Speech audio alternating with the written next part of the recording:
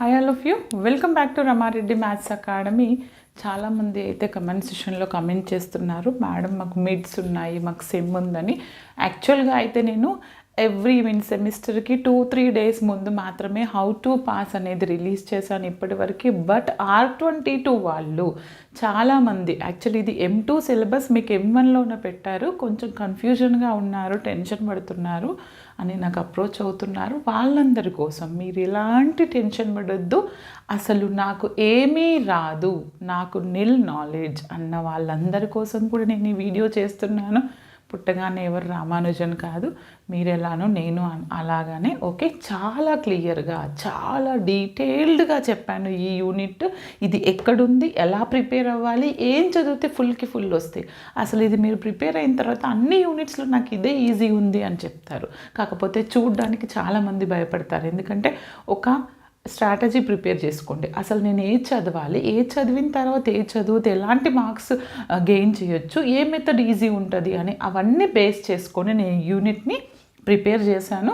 ఇది నా ప్లేలిస్ట్లో R22 unit 5 multi variable calculus అని ఉంది. M1 R22 వాళ్ళకి, కానీ M2 వాళ్ళకి R18 యూనిట్ 3 అండి. ఇదేంటంటే ఫస్ట్ ఆఫ్ ఆల్ నాకు ఏమీ రాదు మేడం, నాకు అసలు డిఫరెన్షియేషనే రాదు, నాకు ఇంటిగ్రేషనే రాదు. యాక్చువల్ అయితే చాలా కాలేజెస్లో చాలామంది ఫ్యాకల్టీ నాకు ఏం చెప్తున్నారంటే, మేడం వాళ్ళకి అసలు ర్యాంక్ ఫైండ్ అవుట్ చేయడమే రాదు, కరోనాలో ఏదో ఇంటర్మీడియట్ పాస్ అయ్యి వచ్చారు, వాళ్ళకి ఏమీ రాదు, అందుకని మేము ఈ యూనిట్ని స్కిప్ చేసాము అని చెప్తున్నారు. అది రాంగ్ అండి, అస్సలు స్కిప్ చేయొద్దు, ఎందుకంటే this is the basic for future maths. Okay, చాలామంది ఎవ్వరు స్కిప్ చేయకండి. అసలు వాట్ ఈజ్ వాట్ అంటే తెలుసుకుంటే మీకు చాలా స్కోర్ చేయొచ్చు.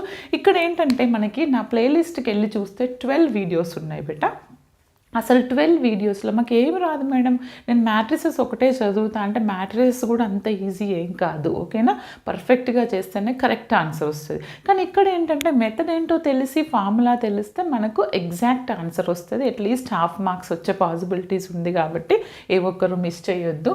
నా ప్లేలిస్ట్లో 12 వీడియోస్ ఉన్నాయండి. ఆ 12 వీడియోస్ చూసుకొని ఆ 12 వీడియోస్లో ఉన్న ప్రాబ్లమ్స్ చేస్తే చాలు, it's more than enough for your final exams. Okay, ఇప్పుడు ఇక్కడ ఏంటంటే మనకి ఎవాల్యుయేషన్స్ ఆఫ్ డబుల్ ఇంటిగ్రల్ అని ఉంటుంది, ఫస్ట్ వన్. అందులో మనకి 3 మెథడ్స్ ఇచ్చాను, మెథడ్ 1, మెథడ్ 2, మెథడ్ 3. మెథడ్ 1లో ఎక్స్ లిమిట్స్ ఉంటే ఎలా చేయాలి, వై లిమిట్స్ ఉంటే ఎలా చేయాలి, వై అని మెన్షన్ చేస్తే అసలు ఎక్స్ వై తెలియకపోతే ఎలా చేయాలి అది చెప్పాను. ఓకే, అండ్ మెథడ్ 4 వచ్చేసి నో లిమిట్స్, అంటే లిమిట్స్ అనేవి ఏవి ఉండవు, కానీ ఒక లాజిక్ అనేది మనకి ఇస్తారు. ఏంటంటే అది bounded reason is given, bounded reason అనేది ఇచ్చినారు, బట్ నో లిమిట్స్ ఉంటే ఎలా చేయాలో చెప్పాను. ఓకేనా, అండ్ అనదర్ వన్ ఇక్కడ కూడా, ఇక్కడ same also method 5 no limits, కానీ సింగిల్ కర్వ్ ఈజ్ గివెన్. అంటే ఇవి రెండు ఆల్మోస్ట్ సేమ్, మనకి డిఫరెన్స్ ఏంటి, నో లిమిట్స్, లిమిట్స్ అనేవి ఉండవు, కానీ ఒకటి మాత్రం ఉంటుంది, బౌండరీ రీజన్ ఇస్తే ఎలా చేయాలి, సింగిల్ కర్వ్. ఇవి క్లియర్గా చూడండి, అప్పుడు మీకు వెరీ గుడ్ ఐడియా వస్తుంది. అప్పుడు ప్రాబ్లం, ఎలాంటి ప్రాబ్లం అయినా మనం సాల్వ్ చేయగలుగుతాం. అంటే లిమిట్స్ ఇవ్వనప్పుడు బౌండరీ రీజన్ ఇస్తే ఎలా చేయాలి, ఎలా అనలైజ్ చేయాలి, సింగిల్ కర్వ్ ఇస్తే ఎలా చేయాలి. ఇక్కడ ఎక్స్ లిమిట్స్ ఇస్తే ఏంటి, వై లిమిట్స్ ఇస్తే ఏంటి, ఎక్స్ వై కాకుండా అసలు మెన్షన్ చేయకపోతే ఏంటి. అంటే ఇక్కడికి మనం ఎన్ని వస్తాయి, 1 2 3 4 5 almost 5 different type of methods వస్తాయి. అవి ప్రిపేర్ అయితే కంపల్సరీ ఒక క్వశ్చన్ చేస్తారు, అండ్ షార్ట్ బిట్ కూడా చేస్తారు. తర్వాత very most and damn easy and పక్కా క్వశ్చన్, 5 స్టార్స్ ఇవ్వచ్చు మనం, ఇవ్వండి.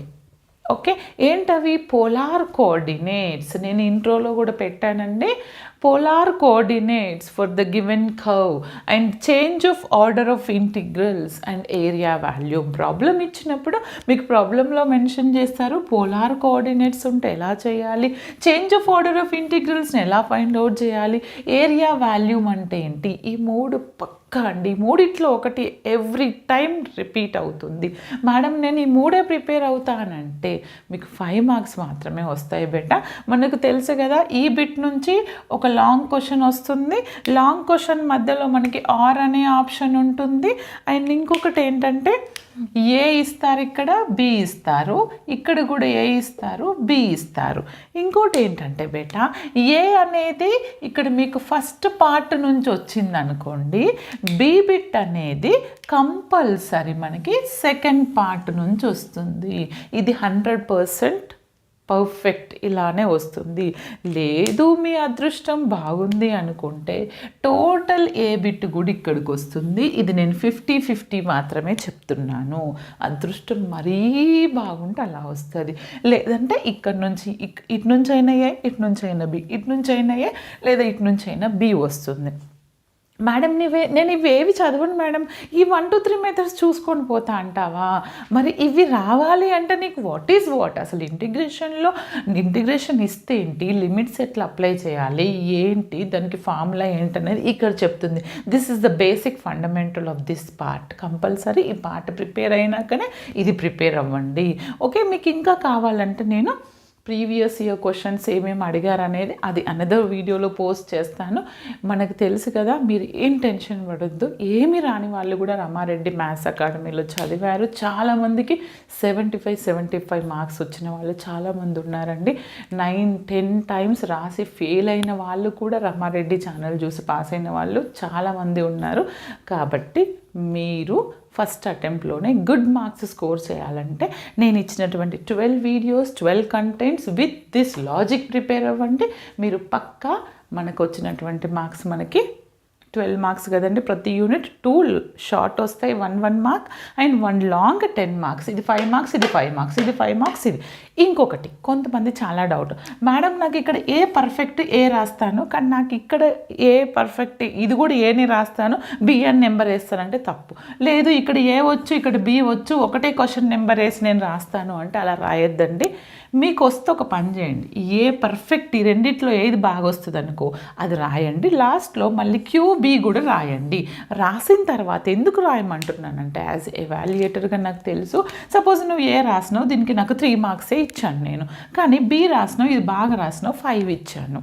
మరి ఏది కన్సిడర్ చేస్తారు? ఫైనల్గా మేము మార్క్స్ షీట్స్ ఎంటర్ చేసుకున్న తర్వాత ఏదైతే ఎక్కువ మార్క్స్ వస్తాయో అది కన్సిడర్ చేస్తాము. ఒకవేళ అలాంటి కేసు ఉన్నప్పుడు 2 రాయండి టైం ఉంటే. ఓకేనా? ఇంకా మీరు పేపర్ని ఎలా ప్రజెంట్ చేయాలి, అసలు ఏంటి మాకు కావాలనుకున్న వాళ్ళు కమెంట్ సెషన్లో కమెంట్ చేయండి, నేను కంపల్సరీ చెప్తాను. ఓకేనా? All the best. Thanks for watching. ఏ ఒక్కరు ఈ చాప్టర్ని మిస్ చేయొద్దు. మీకు తెలుసు కదా, చాలామందికి యూనిట్ ఫ్యాకల్టీయే వదిలేశారు, చాలామందికి తెలియదు, చూడంగానే భయపడతారు. అలాంటి వాళ్ళందరి కోసం మీ ఇంటర్మీడియట్ ఫ్రెండ్స్ కావచ్చు, వాట్సాప్ గ్రూప్స్కి అండ్ మీ ఇన్స్టాగ్రామ్ ప్రతి ఒక్కరికి మీ స్టేటస్లో కానీ పోస్ట్ చేయండి. అప్పుడు ప్రతి ఒక్కరు రీచ్ అవుతారు. ఈ వీడియోకి ఎన్ని లైక్స్ ఇస్తే నేను ఇలాంటి వీడియోస్ అన్నీ ఎక్కువ చేస్తాను. ఓకేనా? All the best. Thanks for watching.